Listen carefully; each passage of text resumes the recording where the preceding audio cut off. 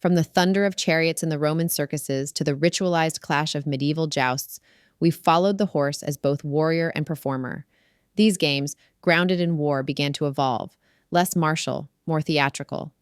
By the Renaissance, the manège emerged, a stage where movement became meaning, and the rider's skill reflected not brute force, but cultivated grace.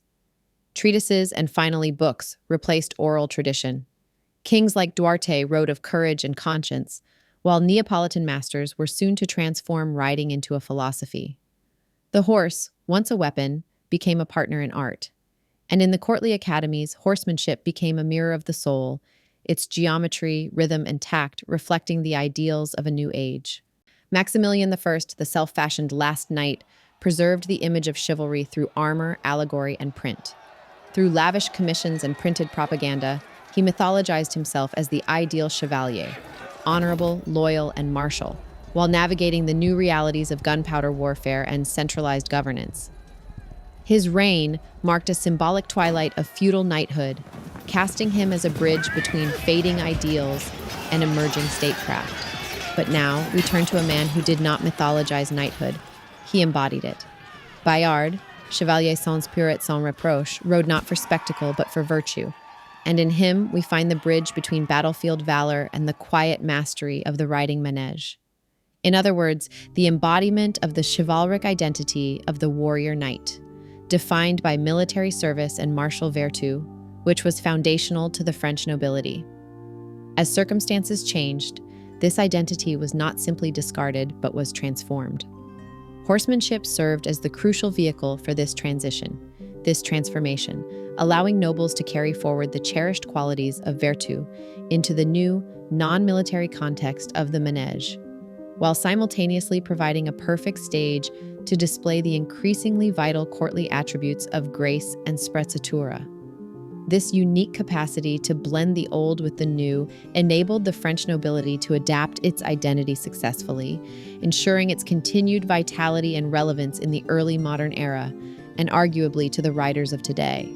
The story of the best of the knights centers on Pierre Terrail, Seigneur de Bayard, c. 1476, the 30th of April, 1524, known as Le Chevalier sans peur et sans reproche, the knight without fear and without reproach. He's one of the most celebrated knights of the French Renaissance. We know about him today not so much because of his ability to propagandize, but due to a book written about him called The Loyal Serviteur, The Loyal Servant, published around 1527. The author is our primary source for many details about the knight's life, and is assumed to be Jacques de May, who spent many years in the company of Bayard, described him thusly. He was modest, cheerful, and burned with fury at injustice. He paid for what others stole. He protected the weak, while others pillaged. The story begins in the house of du Terrail, where a noble too injured by war wounds in the service of the king addresses his children asking what they would want to do. The family is ancient and noble. 3 generations of men were slain fighting for the king, and the father nearly so. His wife was the sister of the Bishop of Grenoble. As the father asked the sons what path they would want to follow in life, the eldest replied that he would stay and take care of his father and family.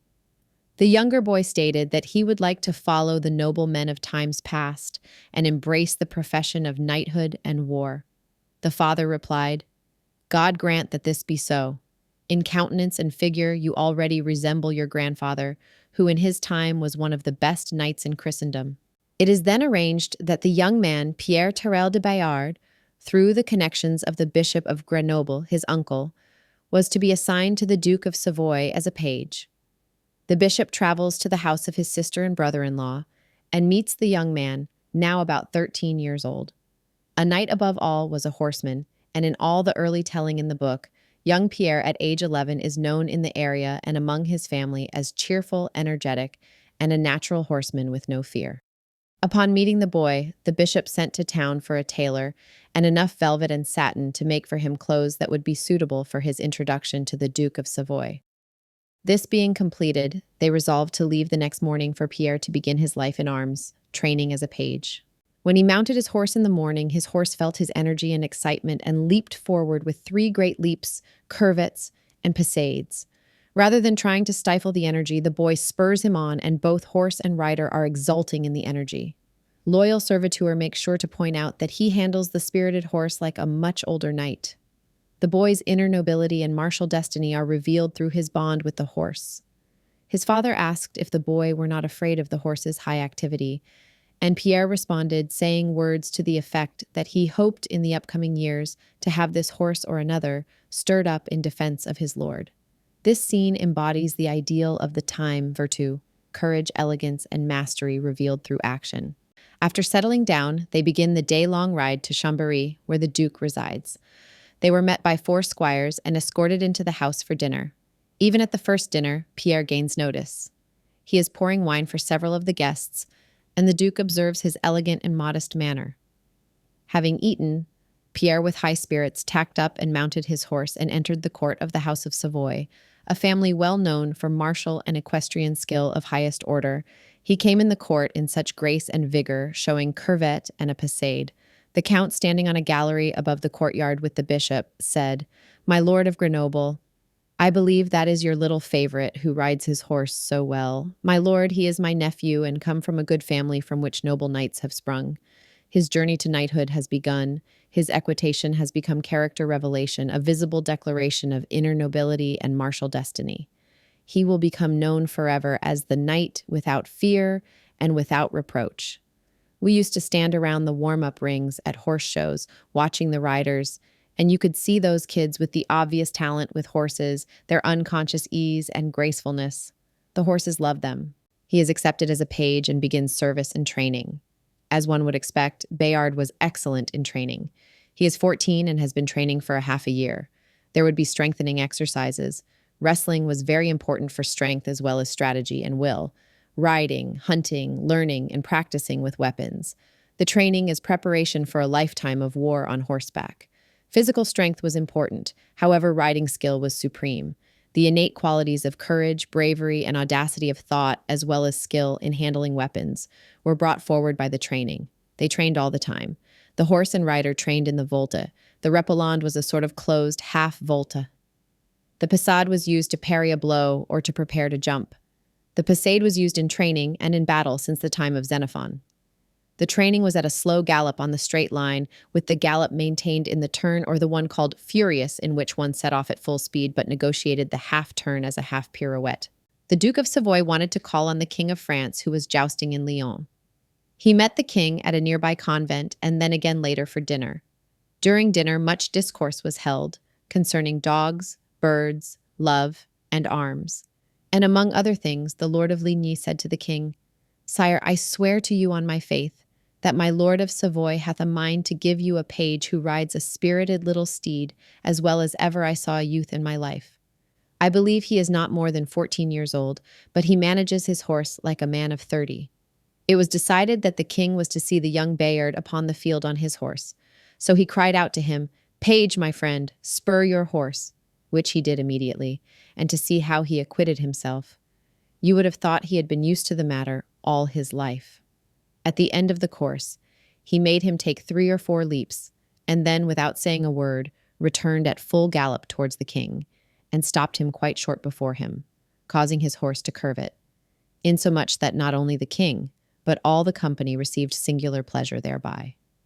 Then the king began saying to my Lord of Savoy, "Cousin, it is impossible to ride a horse better." The king then placed Bayard in the care of his cousin, Lord of Ligny, and Bayard remained in Lyon. It's recorded that during this time when King Charles VIII found himself in his loyal city of Lyon, a certain Burgundian lord, Messire Claude de Vaudreuil, a most famous man-at-arms, came to the king and proposed that he should hold a kind of tournament called a pas d'armes. Vaudreuil was one of the most famous tournament knights of the era. He was an expert in martial arts who had acquired an illustrious reputation in both battle and tournament on foot, as well as on horseback. One runs into his name when reading about Maximilian I, where the meeting between those two was described. Although quite a bit older than Maximilian, Claude de Vaudreuil, a Burgundian knight, had openly challenged him, and the etiquette of the time did not allow a refusal. They met in Worms in 1495 before a large audience of princes from Germany and Burgundy, as well as foreign ambassadors from Spain, Venice, and other powers.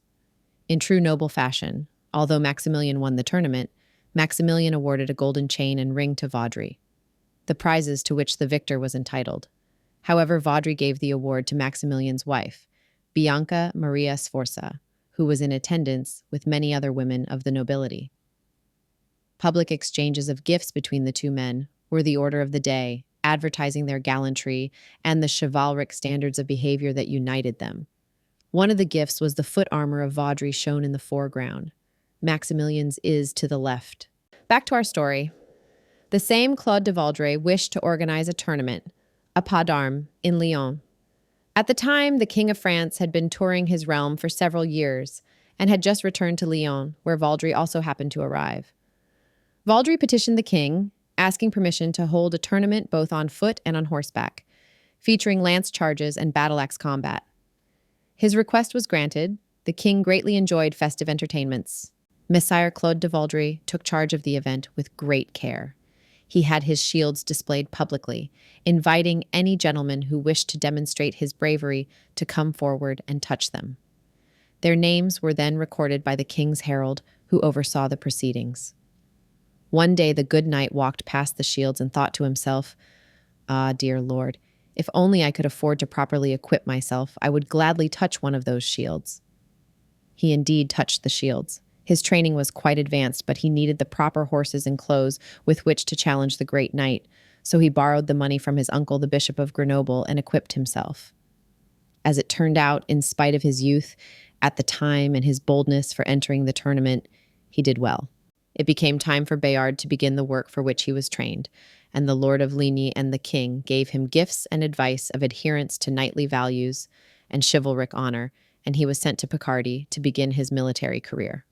Before leaving, Bayard bestowed gifts on all who had helped him so far, including an expensive gift of clothes for the groom, who had worked with him so he could feel well-dressed in the company of the bougie people he was working with.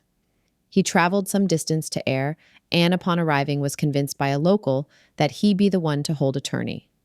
That Pierre de Bayard, young gentleman and novice in arms, native of Dauphine, one of the king's ordinary men of arms, under the charge and conduct of the high and mighty Lord of Ligny, caused a tourney to be cried and published for all comers, with edged weapons and in armor of war, the whole on horseback. This, of course, brought the town alive with people coming to see the contest, horses bought and sold, training and practice on the horses. It must have been exciting. As was the custom, they jousted on the first day and had a banquet. The second day of jousting began. Here the Bayard and his opponent destroyed their lances and went to their battle-axes, in which Bayard was victorious. At the end of the 2 days and another banquet, the judges met to award the one they thought was the winner, and they announced Bayard. He, of course, in proper knightly tradition, gave the prizes to other knights. This was a tradition that he would sustain in every tournament that he won for the next 2 years that he remained in Aire. The King of France. Charles VIII and the Lord of Ligny proceeded to conquer Naples in the early phases of a war that we have talked about in the history of the Iberian horses, known as the Italian Wars. As a result, Bayard, the knight, without fear and without reproach, was called to serve. He joined in the war in 1594. He acquitted himself well early in the war, defeating thousands of Italians with only a few hundred men. From here, I'm just going to recap briefly his outstanding military career, for although his story is one of total honor and should be known, I would like to just reduce it to its essence. He was always heroic, leading from the front in battles like Fornovo, 1495, Ravenna, 1512, and Marignano, 1515. First in Fornovo, he was knighted for capturing an enemy standard and for exceptional bravery in combat. He earned great fame for holding critical positions against overwhelming odds. He defended the Garigliano Bridge alone against 200 Spaniards in 1503, so his men could retreat safely. First in a similar feat, he orchestrated the legendary defense of Mézières, 1521, with 1,000 men against 35,000 First Imperial troops, saving France from invasion. He served 4 successive French kings, Charles VIII, Louis XII, Francis I, and Charles V, without political ambition or betrayal. Beyond bravery, his inventiveness and tactical skill were demonstrated by his mastery of combined arms tactics, integrating infantry, artillery, and cavalry decades before it became standard. He died while covering the retreat of French forces at Sesia in 1524. He was mortally wounded, his spine was broken, by the ignominious harquebus ball. The use of gunpowder at this time was one of the reasons that the knight and heavy cavalry were in decline. The balls fired could penetrate armor. He told his men who wanted to carry him away to safety that he had never in his life turned his back on the enemy, so he bade them to prop him up against a tree so he could face the enemy as his life passed away. Despite fame, he lived austerely, donating spoils of war to churches and wounded soldiers. He rejected titles and land grants, remaining a simple chevalier. He famously spared enemies who surrendered, waived ransoms for impoverished knights, and treated prisoners honorably. Refused to exploit non-combatants, even during brutal campaigns like the sack of Brescia, 1512, where he protected women and clergy. Pierre Terrail, Seigneur de Bayard, also known as the Knight Without Fear and Beyond Reproach, was mourned even by his enemies, like Charles de Lannoy, imperial commander, honored him. After Bayard's mortal wounding at Sesia, Lannoy wept and called him the finest knight in history. His death was mourned across Europe as the end of chivalry. Bayard's life and career exemplified chivalric ideals in an era transitioning from medieval to modern warfare. His courage, integrity, and skill cemented his reputation as a legendary knight and military leader. I'm using the example of Bayard because he so perfectly exemplifies the identity of the noble in 16th century France. This was centered in a chivalric ideal centered on military service and virtue. This was the very essence of nobility. These are the traits that Bayard demonstrates in his person: total virtue in conduct or virtue in military service with absolute commitment. The soul of this identity was virtue, manliness, courage, strength. It encompassed the core martial qualities of vigor, physical strength as well as bravery, but also included intellectual and strategic qualities crucial for a warrior, such as sound judgment, prudence, foresight, skill, resourcefulness, and the ability to think and act clearly under pressure. As the example of Bayard showed, personal qualities such as loyalty, generosity, magnanimity, and honorable conduct, especially under extremities of the battlefield, showed him to be a true nobleman, a warrior possessing virtue. During military changes, gunpowder rendered heavy cavalry increasingly obsolete, while the rise of a new robe nobility, whose status was based on civil service rather than arms, challenged the exclusively martial definition of virtue. In response, the nobility gradually transitioned from a medieval warrior knight identity to an early modern courtier aristocrat identity between roughly 1550 and 1650. Horsemanship played a crucial role in this transformation by serving as a bridge between the old and new belief systems. The mounted display of nobility moved from the battlefield to the manege, riding arena, and the destrier, war horse of the knight, evolved into the equine danseur, dancing horse of the courtier.